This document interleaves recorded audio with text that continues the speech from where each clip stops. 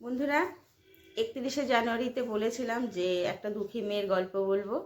তা সেই দুঃখী মেয়ের গল্পটা আজকে 1 ফেব্রুয়ারি আজকের থেকে স্টার্ট হলো।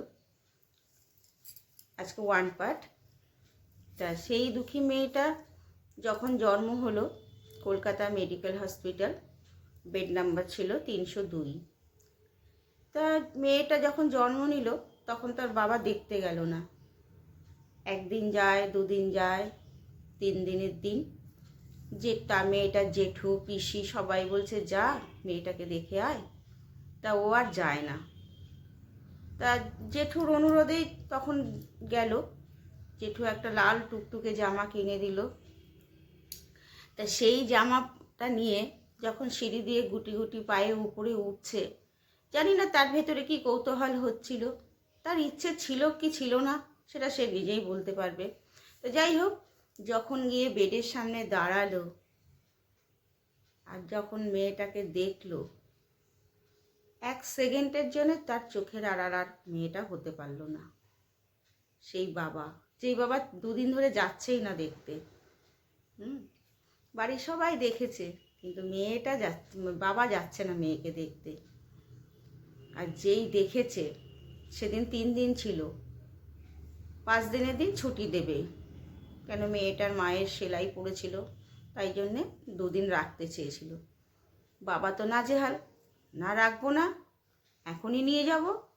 ডাক্তার নার্স সবাই ব্যস্ততা, বলছে না 5 দিনের আগে আমরা ছুটি দেব না। কিন্তু কে কার কথা শোনে, বনসই দিয়ে মেয়ে আর মেয়ের মাকে বাড়িতে নিয়ে আসলো।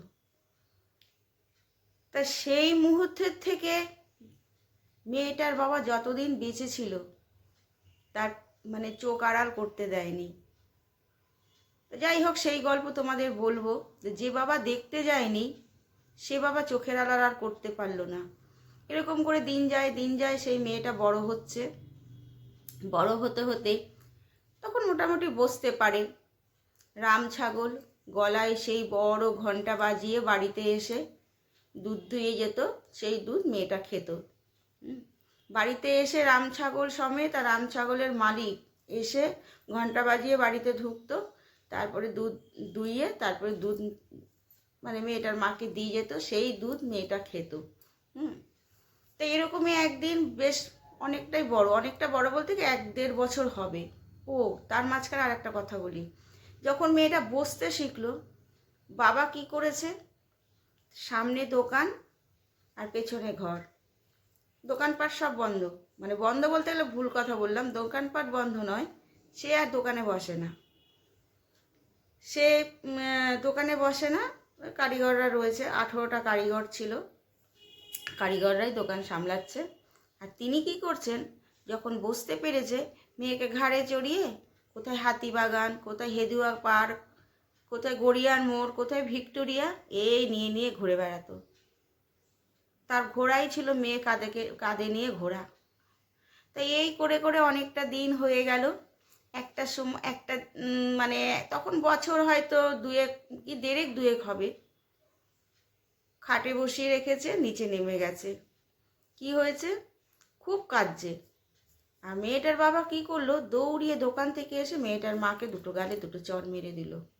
কারণ মেয়ে কাঁদছে, নিশ্চয়ই তুমি মেয়েকে মেরেছো। আদতেও কিছু না, ঘরে ঢুকে দেখছে খাটের তলায় মা মাংস রান্না করে রেখেছিল, সেই মাংস ছিঁড়ে খেতে পারছে না, এতটাই শক্ত আর এত ঝাল। মাত করে চিৎকার করছে।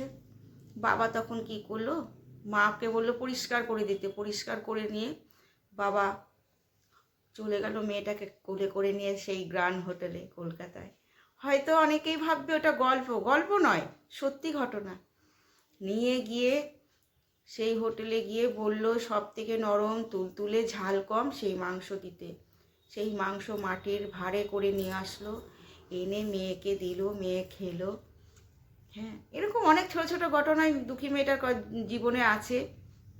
তো যাই হোক, আজকে এইটুক পর্যন্ত।